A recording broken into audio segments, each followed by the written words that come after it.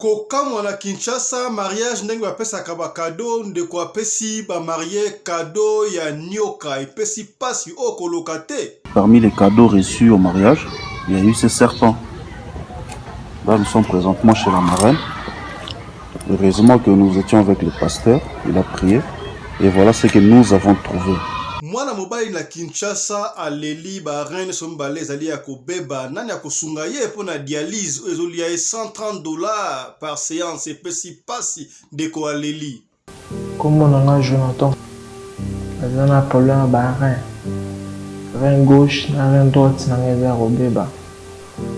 Malade baningai après seulement liwa ya maman. On a salé ba rechit ya makila na sky na ba 2 grammes makila. La côte coma plus de 3 fois. Donc pour nous vivre bien, il faut faire la dialyse la semaine 3 fois. Par séance de dialyse, ils ont coûté $120. Na Afrique du Sud, mobali ya bengani mwasi asengi bazong sambongo ya libala pona nini mwasi akomaka nyoka na mbetu. Oyo koloka te yango toko développer awa na émission ya lelo bandeko. Radio Collectivia Fiston, tous s'abonner massivement, c'est validé. Mobali mbinga na mwinangolo aboya hydroquinone soki ezotambola basheri bazokwea mayanga na retrouve douce tendresse affection epa na yo nasalelo nini mpo ndimake na kupendaka sana shitakwacha pelende wenjoro. Pour l'habillement des classes de vos enfants, pour l'élégance de vos enfants, désormais, visitez le magasin Little People Shop chez Mama Charlotte Caputo. Little People Shop chez Mama Charlotte Caputo, l'habillement officiel de vos enfants. Awa et pas Mama Charlotte. Moi namboka bon monake ba namboka congolaise tala biloko ya kosala et pas bapaya. Acheli biso bilamba.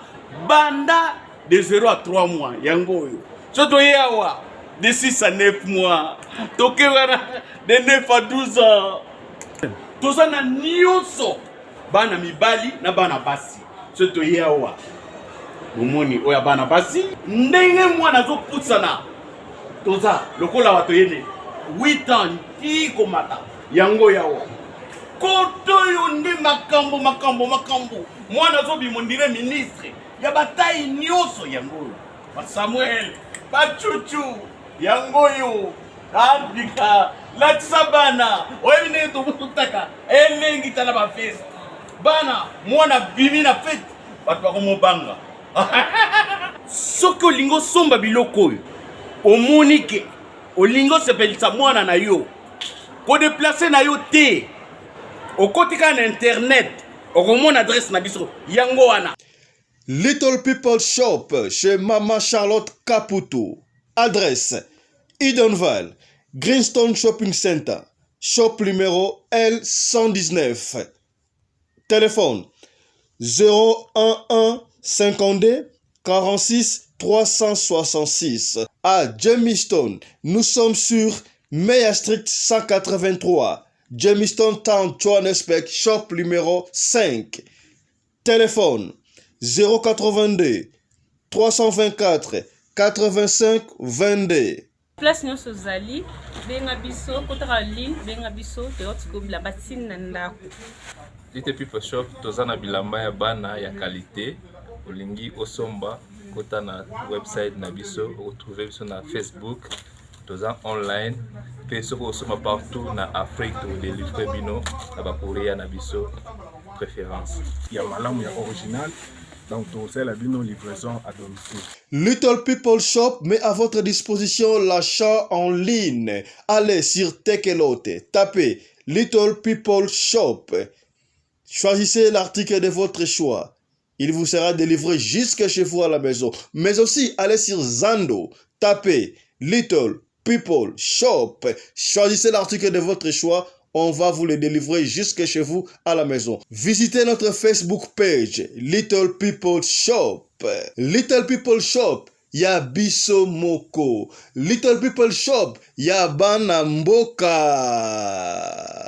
Mbote na bino bandeko balandi ya radio lokole télévision bisika nyos bozwami. Merci na confiance pe fidélité bopesaka na programme oyo radio lokole masolo tokutanaka pona kosolola makambo zoleka bongo na communauté na biso africaine en général, mais particulièrement ya batu ya mangala masolo tobetaka ezalaka kaka ya ba congolais te ya ba africain mobimba leti leo tokobete wali solo sala bongo na Afrika ngele ndeko koyoka somo soni.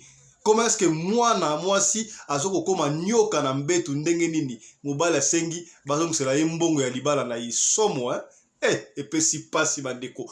Kombo na ngai Fiston Pelende tata ya Sedek. Voilà, o bayebi ngai longo na pe lokumu o yebi ngai te kombo na ngai yango wana. Ndeko soki okoti o partager bandeko partager ba lien. Tozali komata malembe awa na radio lokole po ezali chaîne oyo ya référence na bino. Awa tolobaka kaka bosolo vérité te biso nde nzambe liboso nzambe atombwami Yesu atombwami biso tokiti. Bongo te c'est que bien. Lokola bongo na sommaire wana epesi pasi bandeko ndeko mobali ya leli mama akufaki papa akufaki baye koyeba ke azala mabaladi oya ba rein kaka na liwa ya mama na bango azali kosenga lisungi botana ndeko mobali ndenge etana ya akomi pal pona nini rein na nzoto ya mutu esengaka mutu za ba rein so mbali rein ezalaka moko oyo esalisaka nzoto circulation mais soki moko kufi ezalaka ya réserve de zakabi balé moko zo sala moko msusu ya réserve parce que le kola pona ndeko ba rein nyoso tubi balé ekufi ezali kosenga basala ka dialyse ça dit que ba nettoyer ka ba veine ba mai oyo moye circuler ça kate il faut qu'on nettoyer ngo bimisa ba mai wana okomona ndeko sala ba problème ya ba rein makolo evimbaka makambo za kabla normal te ça sous mutu pena moi normal te comme difficulté souffrance pasi zela kati ya ndeko asengi posunga ye bino batu bozwa mwa mosolo bino batu bomesana mosolo kokabana baba bino batu bomesana bayemba bino oui bayemba bino talaka ya kosunga yango sunga ndeko na Kinshasa numéro na yebo komone ko lekawana osungi ndeko tope obengi mbala moko na radio lokole télévision tokopesa ba coordonnées soko ni ko benga te parce que ezala ba ndeko mususu bango bazalaka na mbongo me balinga komi bimisa te papa Fiston ozoka likambute soko lingele ka par biso to pesa bandeko y a pas de souci mais na ko sepela yo benga mbala moko numéro ezali oyo ko lekawana opesa bandeko mbala moko parce que soko yeko to esika biso tozali l'état to tinda sukuna ekozwa mwa échelon et puis ekodimne muke benga ndeko mbala moko ndeko azali ko souffrir nde wali komona wana yoka ye moko ndenga ali koloba landa ndeko kombo na nga Jonathan azana problème ba rein rein gauche na rein droite na ngeza robeba malade oyo baningai après seulement liwa ya mama mpona asali barechite ya makila na sikali na badegrame ya makila nakoti koma plus de 3 fois donc mpona vivre bien il faut nasala la dialyse la semaine 3 fois par séance ya dialyse ezokote biso $120 nasali video mpona ndeko nyonso video kokomela asunganga nazobela donc naosala urine na petite quantité nzoto ezovimba soki botali elongi na ngai bomona eza ya kovimba mpo nasali dialyse te nde naosala lelo mpo babendanga mai oyo namelaki bamédecin balobi ifo nakende libanda na mboka mpo nakende mpo basala ngai transportation pour nga ndeko na bino na vivre moto andimi à se porter volontaire apesa nga rein na ye moko aza déjà il faut nakende à l'étranger yango bosunga ngai nyonso bozala nango ekokomela biso nakende baopere ngai epuis nazonga Congo mpona continue vie eza na molai naza na 28 ans eza na 28 ans bandeko nanga kosunga ngai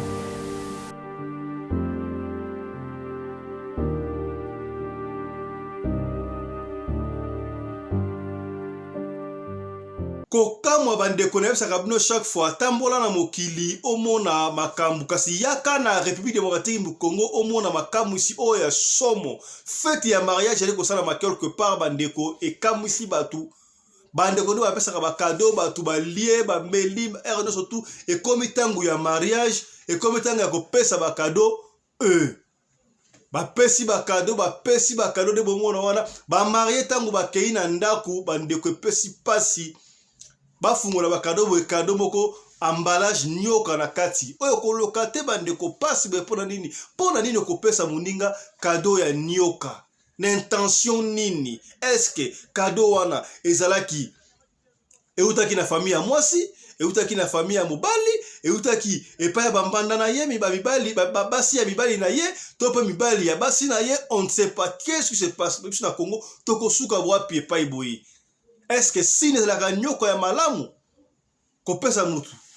To la kisa bino peka awa na radio lokole ezalaka kandengo wana na mariage boye ndeko boka pesa pena cadeau bien emballé ba mariage ba de kofungola boye ezalaki na kaka na kati na ebité niveau ya mutema mabe communauté na biso oya ndenge nini ata yo moko bon siko nyoka ngo olinga ya ndenge nini est-ce que ezalaki mbongo na kati ezalaki mweloko moko boye ba pesa ki condition e bongo manyoka to ndenge nini ata bino moko. Imaginez-vous ce que vous allez voir la camona alali esika moko na ba cadeau na ye na tongo soki bataka ngo esika moko nyoka bimi tango abimi sikoyo boye asui ba marié donc on a pour ça ko ba marié to ne pesi pasi bandeko. Parmi les cadeaux reçus au mariage, il y a eu ces serpents.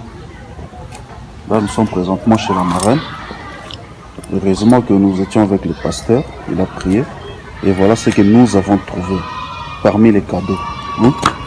Le quoi trouver masolo ya nyoka yango to ko profiter pour to betre pe lisolo o esalami awa na Afrique du Sud bakam ya nyoka to ko zonga ne omoni wana me yambo to timo ma nyoka yoka lisolo esalami na Afrique du Sud ba de pesi pasi awa na Afrique angele l'Afrique du Sud. Le mariage c'est quelque chose de sacré bandeko. Yango na robara chaque fois omoni ba commenter na biso ko ki bibala bala oyo.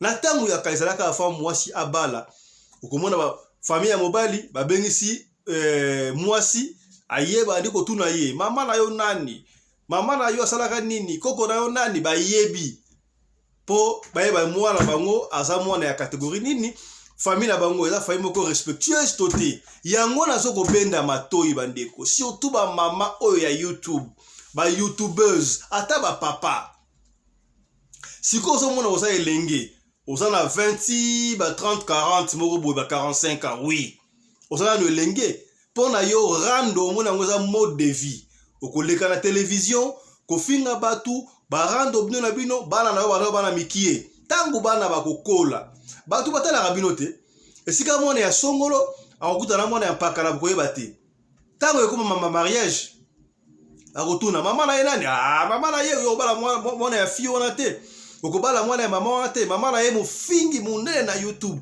totala ka background osali déjà vu na yo sili mais siko bana bakosuka ndenge nini. Et puis maman il faut contrôler ka bana surtout ya basi papa contrôler ka bana ya mibali comme c'est toi toko taka na loyengete. Nous sommes les Africains, oui nous sommes les Africains bakam suso ko senga stoko ko sala ya ngote likambu ya tatouage oyo tatou ezali malamu mingi te to metunaka na ba mboka bien développé na yeba te tatou ezaka ba peksa ça tatouage te mais ceux qui ont na tatouage vont vérifier olingo kota la police nationale ba kolinga te na n'importe quel mboka olingo kota na armée ba kolinga te à moins ko koti déjà uti ko sala ngokuna na ebiti ba linga te pona nini yoka lisolo ndeko mobali moko songolo bakutala kina ndengo mwasi ndeko mobali wana azali bongo Camerounais yango moni lelo boyo na lati mayo ya Cameroun mikolo Cameroun mankambwa ezaka Afrique biso ezaka Afrique tout ce qui est Afrique est Afrique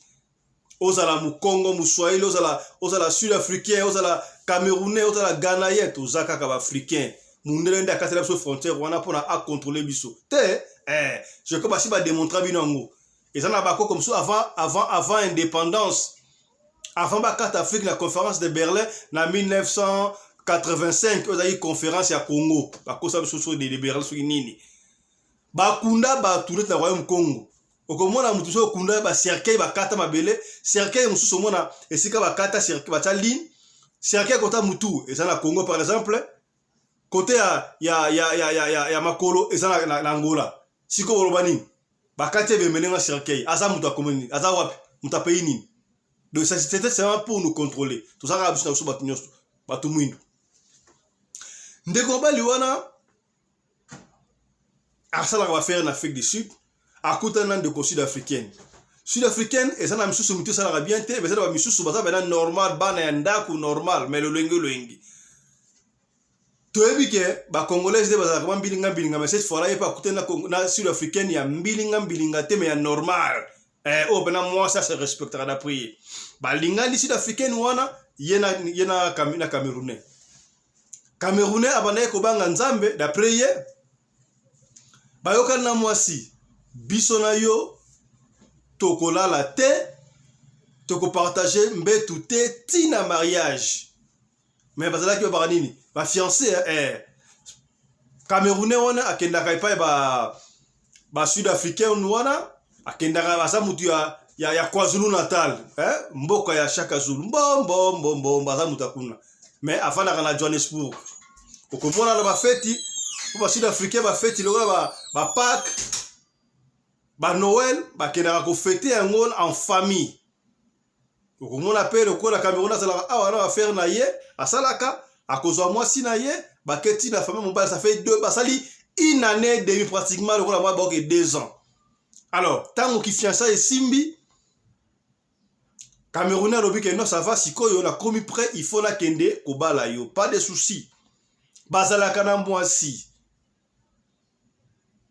Presque ko embrasser oui on n'a pas confessé ba s'embrasser mais c'est que nous ta pesi ni solo ndeko congolais o aza voisin na bango o azala ki wana amoni makambo ndenge salami.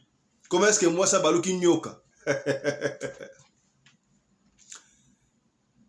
Ndeko Camerounais amoni ke akomi siko près il faut que ndeko bala akeipe na KwaZulu Natal azui moi ba quelques Camerounais siko muta pesi solo notre frère congolais yé parce là qui camarade ya Camerounais wana yé akenda ki na mariage wana ba kepe na mariage na KwaZulu Natal ba lié ba meli ba sali doki white wedding pe leki nyoto do ba ti na voile nyonso tout normal ba zupe mwasi ba yeko zonga na Johannesburg abandi pe ko fanda epa ya mwasi epa ya mobali na quartier moko Songolo na Johannesburg boyebi kaka ndenge zalaka soki mariage sili kuna nuit de noces basalaki yango tabi tangu kaka basalaki coutumier religieux salamaki na parc kaka ndenge zalaka tangu religieux sili ba fête sili parce que fête zalaka ya bon fête 2 heures du temps 3 heures du temps sili basalaki 4 heures du temps la fête wana après 4 heures du temps mbala moko cortège bazui marang ba bakoti Johannesburg yena ba collègue na yena surtout ba masa na yena mwasi na bango bakoti bazolanda na tina Johannesburg tangu ba komi na Johannesburg marang ba keika neza la kobi ke soki mariage nous de non c'était mais mwasi wana toyebite ba préciser bisote est-ce que azala ki moseka to azala ki moseka te wana ba yebisi bisote mais ba tik ndeko wana Camerounais ndenga beti di solo abeti baninga na ye atikala ko simba mwasi wa te mais ça passe pour mona na sud-africaine pena azala moseka ya ba âge wana ya ba 25 ans 20 entre 25 na 30 à 4 wana pour ba sud-africaine ça passe au mona mwana ya sud-africaine ya 21 na bali to ya 22 23 au mona ete ata ku 30 dans passe fier kaka non nga fana séparer na vie ba sud-africaine au mona ka ba ka bala mingi ba 40 ba 45 ans Asia sakani ta bazo liko mariage azo boya onaza lenge na duma 30 ans ozaka lenge 35 ans obandi ko luka mobali mbala sira sute 40 ans okomi o na bala Yesu te bokomi voilà tangu bakomi kaka boye na Johannesburg wala Cameroun a bino sikoyo il faut na liambu makomi se doit na futi mbongo na ngai nyonso tout normal mais ba préciser famille ya Camerounais et loin Cameroun te e aka awate balanda ki mariage wana live kaka na Facebook Camerounais siko bakena mwasi na ye kaka neza na nuit de noces ba fandi kaka na robe ya mariage wana babandi ko embrasser kaka neza la ka embrasser ba comme na mbetu mwasi akati forme boye na ebisio wana yem ta betri solo ba masa na ye Aïe moi c'est un wakati forme wakati makamno surtout likambi ya kokamwa bandeko moi si basala e tatouage boso mo ba image auto défilé on les tatou wala ça to dessiner pour la illustrer ba boy to cha photo ya sud-africaine wana ba boy to cha photo ya camerounais wana ya wana abino tikana tananga valise à Cameroun bomo la wana Cameroun bonjour bonsoir les camerounais mbote na bino ba camerounais ba ko lingala mbote na bino mama moko ya camerounaise abendanga kala à l'époque ala ndaka be mission na biso na Cameroun na bosa ni kongo mama comme na biso na privé numéro ya ngwana comme na biso mama solo ndaka soka atilelo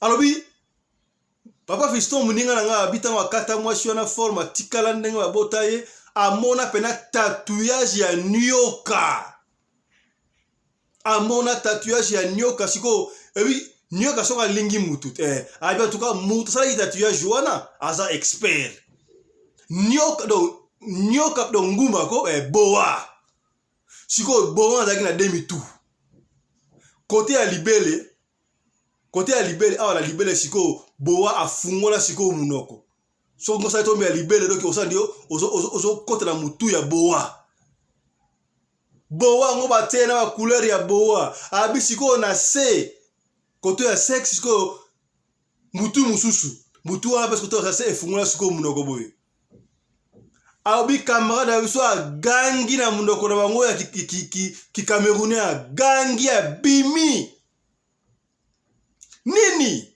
disolo a pese pandani na transport ça c'est pandani ba donc ba yebiongo déjà mais tellement et ça la communauté na bisoté moyen ba toi yebezate là ça rabino communauté na za makambu nango to quand ça raté ka communauté congolaise ni makambu te po to ça ba congolais on te yebakate so ki to bana ko ba lingala po biso yebaka makambu bangolais te yebaka na makambu ba congolais Brazzaville po to ba munoko moko so ki to yebaka munoko ya ba camerounais ndete ngoto no mona makambu baro baka neti kaka Afrique mobimba to baka munoko moko leti lingala tonga to mona makam mobali a sauté akima abima sikoyo n'hôtel bazala ki wana ba hôtel gangi tina réception comme le ba 5 heures bo nini ba marié nini ba tout ba bimi ba camarade mais qu'est-ce qui ne va pas mon frère qu'est-ce qui ne va pas ay mon frère ma femme a commis boa. Ma femme s'est transformée en boa. Comment ça? Ta femme s'est transformée en boa. Oh! Boyebi ka rande za kalogi ba baba nga rapet ba ba sécurité ya une ba koti ko boa moi ça ba ki boa nini? Ba bengi mbila. Pour nana okota, moi c'est baluki nguma. Bandeko. Bo uti mariage na KwaZulu Natal boye, nuit de noces, bokena hôtel wala ka transport boko kuna ndako te. Mobala kota moi sa chambre na ye bandinga ko ba chambre mususu. Moi ça baluki le nguma nana ko fungola porte. Nani akofungola? Mbila pena yeba mbila ba expert ba nyama tu ba fungoli porte ba kuti moi si afandi suka fini kidra. Ba bengi mon frère, comment ça? Yo moi ça baluki nguma boyene, mon ba koto abi azanguma. Qu'est-ce qui ne va pas nini? Mobali amoni moi na ya zaki wana ke abendie siko bulangeti. Alongoli boye. Moi c'est atri kale so azena sous-vêtement na atika na siko na wa so ati sous-vêtement moi c'est sous-vêtement siko na benga ngoni Brest za nini soutien. Ba ibo salai. Effectivement les moi c'est siko ba milande siko yo ya basi ba koti ba tali pena bo dessin pena moni nguma so lingi mutu siko za tatouage. Nguma pela lingi mutu demi tout na se koto afungoli monoko na libele koto nguma afungoli monoko c'est pas possible. Camerounais a tombo ki a kosakana te mbala moko fondeleli ba benga famille. Boya en tout cas moi bino ça na problème bon ça va boyebi ba uti ko lunga KwaZulu Natal ba longo na tongo ba benga moi na ji problème nini. Mbila tala habité, oh ça tatouage, mais ça par ma famille on a rien à faire. Moi c'est mbala c'est maîtriser. Moi et pas masou moi standaku ezate parce que ba loi hôtel wala pendant une semaine, car jour à liboso makambo. Ba benga sko famille à moi na KwaZulu Natal. Famille aye, ba papa ba ye, ba maman ba ye, ba moi 4 5 personnes délégation et ko ba lobby na ngo ba ye. président qui bena suit Cameroun on a mon loko ba lo qui bena do suit na suit pe na ezaka 2 chambres salon oyebi ka nezalaka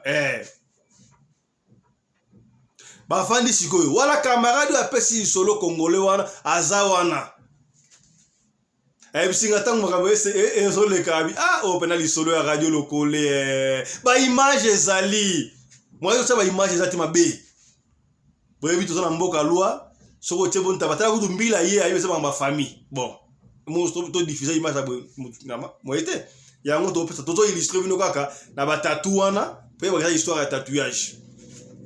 Est-ce que tatouage wana et comme nguma ya solo te kaka tatouage ay papa fiston tatouage wana ngala moni vidéo na moni ka vidéo na mon lokola nguma ya solo mais tatouage abi papa soko mona na kimutu babinga na moni yango na kimutu boye oso mona lokola nguma me nguma na couleur ya nguma abi mutasa tatouage wana asa expert famille ye papa likamunini kabino bala nika siku qu'est-ce ne va pas comme on a dit maman moi la bino oyo asa malamu te asa ya kobeba likamunini tala ye bien zo moi na koto na chambre likamunini Mabo kilo ma respect si moi na koti moi na chambre tout na moi atuni moi maman qu'est-ce qui ne va pas moi na bandi kolela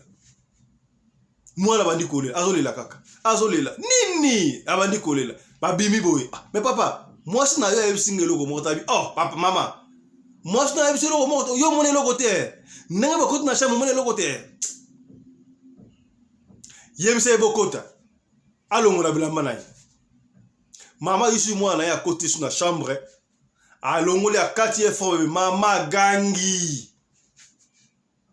ay papa fisto soki omoni okomona bana doki ko nyoka lingi mutu nyoka pena lingi mutu mama ganga ya kosakana te siko papa par respect moi ya kotala ezate allez moi ba mama leki ba tata moi se ba ko batali bagangi tout mona mama eloko nini boyi tango nasaki na ba 18 ans baninga na ngai tubona bate batatu tokelaki ngala pa faya basala nga tatu ya nyoka boy mama tatu ya nguma boy na nzoto yo mwana mwasi tala sika boy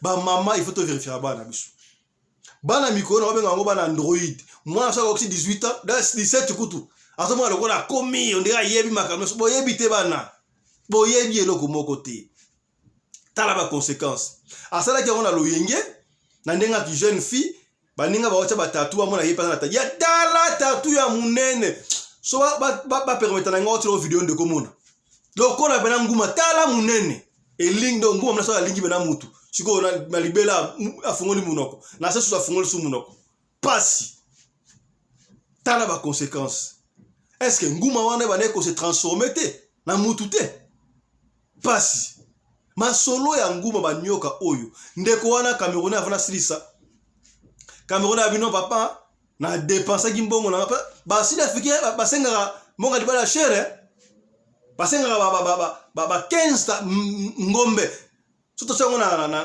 ezata ba 45 000 ba 45 000 ça ba mbongo belé pe mais bas non ça ba mobulu trop mais ya bien pe bazali basenga mbongo chere abino bozong silanga mbongo na ngai de toute façon moi na bino botuna ye wana 2 ans to saina ye na simba ya tako simba te donc na yebi kudu so la vierge to la virginité mbongo non c'est mbongo le zonga na ndeni bana processus tala makam basa de marié na l'état la civil nyo so tusiko walingi bazong sila mbongo na ali baso bazong cité yeso ka zongi Cameroun mabe kokota tala likambe komba ndiko tala ba mama to servira bana makambu ya nyoka oyo tokotela wa image o ndeko oyo kade ba expliquer no ndeko oyo ba yeli bango cadeau ya nyoka na fête ya mariage nyoka asina bana muté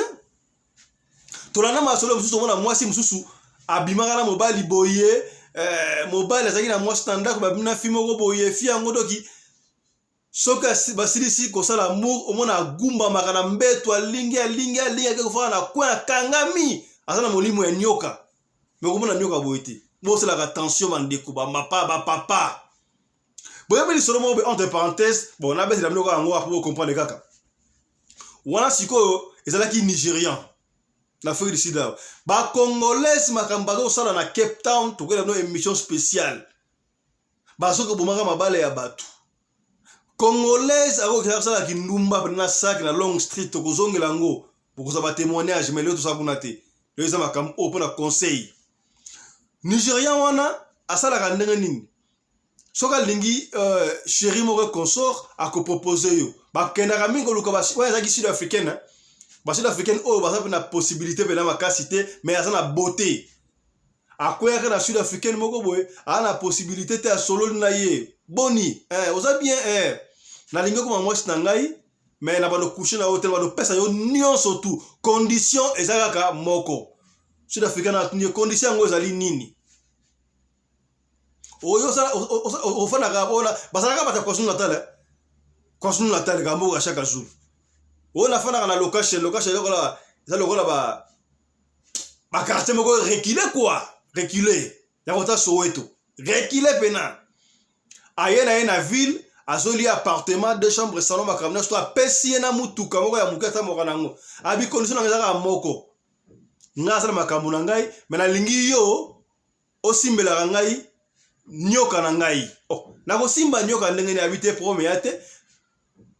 Marabu na nga koyanga na nga kusambela bakotya nyoka yo oza porteuse ya nyoka na ngai nyoka la nzoto la kwa nyoka oya bimisela ngai mbongo mwasa tuni osala ngondenge nini bana mikolo lokoso ya mbongo wala wote yinde le carte d'information lokoso ya mbongo fio na ndima ayebisa to ba parana bangote siko condition la nini tonga nga ya kotisie nyoka na libumu wana. Chaque 12 heures, nguma faliaka. Nyoka wana koya, omona soki mosa la biloko, avandi apanti makolo, akona bidado nyoka pena bimilo ka nguma ko alia soka sidisi sa nini azongi na libumu na ye. Mais asala ke lo monter, moi si on a très bien. Tala bandeko, ba Congolais wa libanda na fait du partout. To la Congo ka wana. Moi si mo mona ka ko la carrosse, asala ka mbalite, akabela ka bino mbongo. Yoto quand on dirait alingi yote. Quelle bonne ba chance. De ça qui mobile nyoso ke na mwasi wana, yo ba chance na yo ke ne pas nguma wana. Siko Fiona elle en avait marre. Alemba ki Fiona. Amoni moyete akena mboka para ba ki installer mama na bango. Mama ndenga za awa na sala kana problème. Problème nini mwana ngai? A expliqué la kuta na mobali moko boya Nigérian a ebisanga boye ka na expliquer bino wana nde na zawa na zana nguma na kata libuna ngai nyoka chaque 12 heures abimaka eza boye ko makamine na famille afanda ka pe yemoko toko sala ndenge ni ote ba maso mo na ye boko mo na ye mama ye wana mama ba ye papa ba ye ba ndeko suba yo apesa le kamaro ya soni susute 12 heures kokaka mwana apa lambi apati makolo pe ba moni pendaro nguma pena abimi katikata nga bima dolia pena boye papa ya mwana wana azwa lichette akata nguma mala moko lichette wana nguma kata na boto msie koya koto msie zonga na kati tanga katika ndengo wana kuna Nigeria wana yoki soba santaka ndenge nini aye wana kuta batu bakota na ndaku akota ku duteta na moneka na bitu kabona mwa suspect nini kuna boyo aleka kenda kima zonga Nigérien jeune fille wana akufa asalaka 1 heure du temps après akufika ndengo wana eleka ku d'information tala makam nyoka ya sini ya biente comment yo na feti okamata nyoka opesa baninga kado na ndenge ni natayo mo pena na ndenge ni bu makanso za ndenge ni tala bela nyoka wana do nyoka oyo autina kado bien emballé apesi bandeko ata batalaka mutema mabe ça dit passe boete na robia bino bato bosala pona wana pona ko nuire batu boyoka ndeni esala ka bino ndeni o nuire muninga ata yo moko epesi passe ya ko sakarate ata bino ba na ndenge ni yo pena ozo pena doki nyoka otela baninga kado ata bino moko niveau ya mutema besa nini. Est-ce que nyoka wa ezalaki nguma ezalaki niau e baloki nyoka to ndenge nini siko otaka ko intention nini bandeko bakoma kosambela surtout bamama makambo eza maka mpe na poto esala maka mpe na poto et puis ozwi mpe sikoyo ozokende mpe église okoki mpe kosambela ayayayayayaya makambo oyo bapaster mpe tokoyela bino nsima parmi les faux il y a aussi de vrai tikana pesa mbote na apôtre Simon Kivoloka ye na mama prophétesse Albertine Kivoloka wana pena basali ya nzambe ya solo na kati Allemagne mbote na bino apôtre na mama prophétesse on est ensemble. D'ailleurs je profite pour la koyesa bino prière munene oyo kozala kuna l'église na bango donc église Maranatha de Epen na Belgique bokomi Maranatha de Epen donc le 8 avril bamama bozanga te bamama bakozala wana thème ezaka moko maman ta prière peut commander le ciel makambo selaka bamama mama il faut kozalaka mwasi ya losambo soza mwasi ya losambo te mabe tala bandeko nyonso baa na Belgique oyo baa na Allemagne tokatisa ngambo e babesaka na frontière kaka ya Allemagne na Belgique tokatisi wana bokende boyoka mateya ekozala wana le 8 oyo na le 8 oyo avril 2023 bamama nyonso ya Allemagne bamama ya Belgique tokende kuna balobi thème nango eza kaka moko maman ta prière peut commander le ciel. Oui c'est vrai nzambe yokaka losambo bamama ya bamama makasi na ya bana tolobi te kaka pe papa te yokaka pe papa mais tokende okutana kuna ngape na misika sikobo na kosala pe wana na église Maranatha de Epen ya apôtre Simon Kivoloka dozo sala kuna apôtre Simon Kivoloka la convention wana mingi kozala mama prophétesse Albertine Kivoloka molonga naende na ba oratrice msusu ba kozala wana ekozala bongo na route de Dauphin D6 48 37 Baleine Epen toyebi koto wana na Belgique donc tokutana wana le 8 avril pona koyoka mateya po soki mateya te mawatro makambo ya boyo tala baninga kado ya nyoka ata yo moko epesi pasi tosuki na biso awa lelo bandeko merci na sengi na bato nyonso bazwa mwa mosolo atozwa mosolo te tosunga ndeko na biso oyo ana problème ya dialyse jeune garçon tala ndenge alio azali kolela toboye koma trop tard toboyi na bino botindaka biso non papa Fiston mbongo na ngai ya cotisation ya matanga yango te tozali na besoin ya cotisation ya matanga te tozali na besoin ya ndeko asala dialyse et surtout ndenge alobi wana mutu ya kopesa ye rein moko amonani mais fa bima libanda ya mboka tout ça va moyen de quoi bimba et c'est la témoignage ata une fois que non grâce à radio lokole etika ndeko rangai na bikaki grâce à radio lokole ba papa ya bwania bazali ba ya bwania batu ya mote ya malamu bazali tosunga ndeko oyo soki nzaba kobenga ye abenga ye pona ningi na maladi musume oyo mutakopesa ye ya monani tosunga ndeko abima libanda benga ye mbala moko na numéro wana soki po lingo ninga parabiso benga biso premier te na ko préférer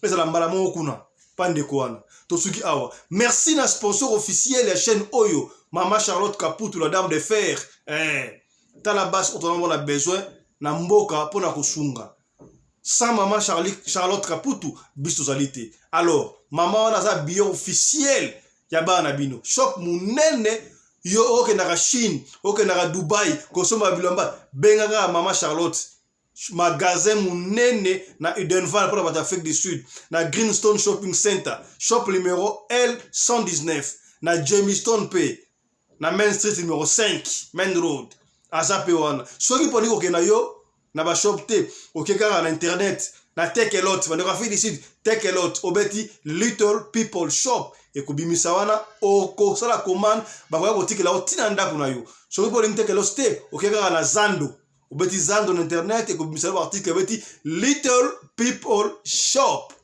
ekubimisa ndengo wana tokomi ata oza libanda ya mboka publicité les gars déjà wana benga mama wana akotalisa ndenge nini yo osomba bilamba au lieu que de Chine au que de wa partout na Congo ba kotela la delivery ba kotinda lo biloko esiko zali osi yango kaka ndengo komandaki ndengo komona na photo ndenge koya tokumsa mutabo ete asuki pe wana te soki po lingi mwana na yo ya kotanga na école d'aviation d'Afrique du Sud bobi ke na monde entier mobimba esika o école d'aviation civile pe militaire za moins cher kaka en Afrique du Sud alors Maman Charlotte Kaput ne ali wana responsable. Ma bête, boy kito côté, elengité.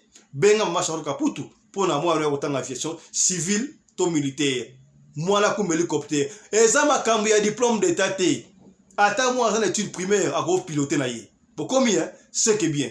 Merci la coordinatrice de la chaîne Oyo, Maman Rina Rumbi, la femme à la taille d'une touche spaghetti, ni courbure, ni virage.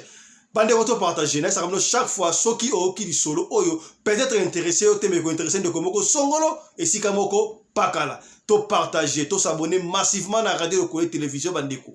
Mais aussi la deuxième chaîne Nabiso. Radio Lokole TV, à zappé na lek na petite sœur. To soutenir pour lek na ceux qui s'abonner à Radio Lokole TV. Après auquel sous sobeti Radio Lokole TV D et comme c'est là Radio Lokole ma solo yango wana o s'abonner pe kuna mingi to betra ma solo ya bo pikili ki ba okundu banzoto ceux qui papa za faible maman za faible basala raneni za mingi kuna bokomi c'est que bien portez-vous bien santé de faire à tous chap et tchala. Dans le cadre de soutenir la vision du chef de l'État dans les domaines de l'éducation, Maman Charlotte Kaputu, la femme de fer, facilite à vos enfants de venir étudier en Afrique du Sud, dans l'école de l'aviation, apprendre à piloter l'avion commercial ou militaire, apprendre à piloter l'avion de chasse, apprendre à piloter l'hélicoptère commercial ou de chasse, mais aussi apprendre à réparer les avions commerciaux ou militaires, des hélicoptères militaires ou de chasse en Afrique du Sud.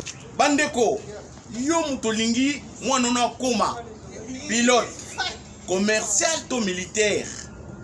Avantage yango yo. Obengi na numéro oyo ya Maman Charlotte. Ako guide bino. Ndenge nini mwana na yo ako sa la classe ya pilotage. Alors, avantage nyonso hébergement minerval. Olingi mwana na yo ayeba ko bongisa ba moteur ba avion.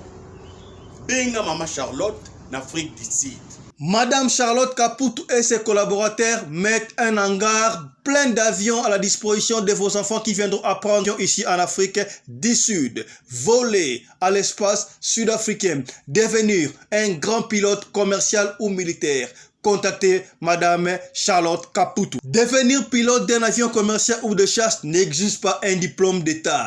Un certificat d'études primaires suffit pour apprendre à piloter l'avion commercial ou militaire.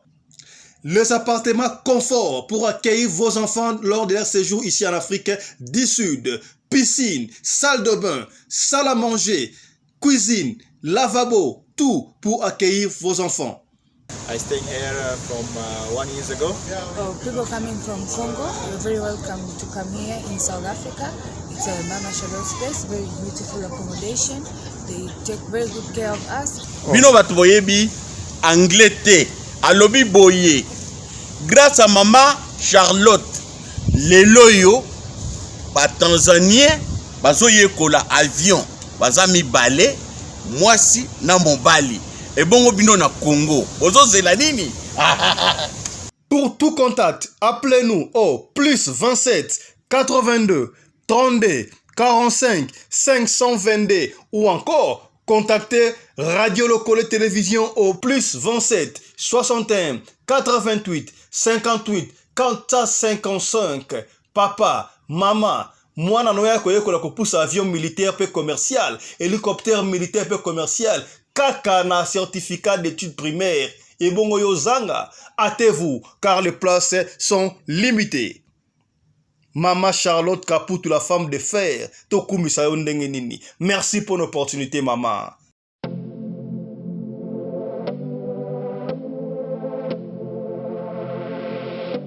Bonoma. Il y a une famille fashion.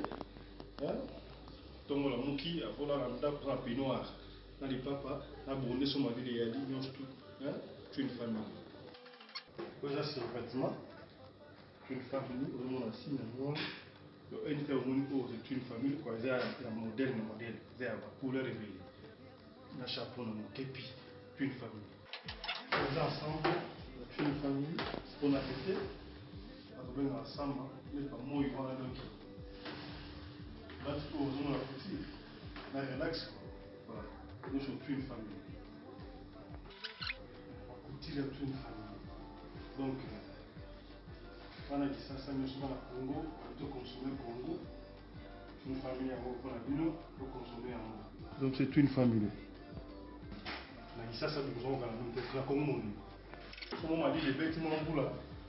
Ça a mis accompagné quoi. Même chacun au côté une famille, en collaboration avec Mercedes. Tu vois, pour le tourner là, on a Mercedes. Chacun c'est une famille. C'est une famille fashion. Moi, je suis autant la bembele, je suis papaye. Pour jaquette, c'est une famille. Jaquette pour eux. Ma chapeau, c'est une famille. Pour Salino, c'est une famille. Ma chemise, c'est une famille. Jaquette pour eux. Moni? Hein? Consommons Congo. Merci. Avec un talent, ils veulent tous devenir riches, mais avec un travail,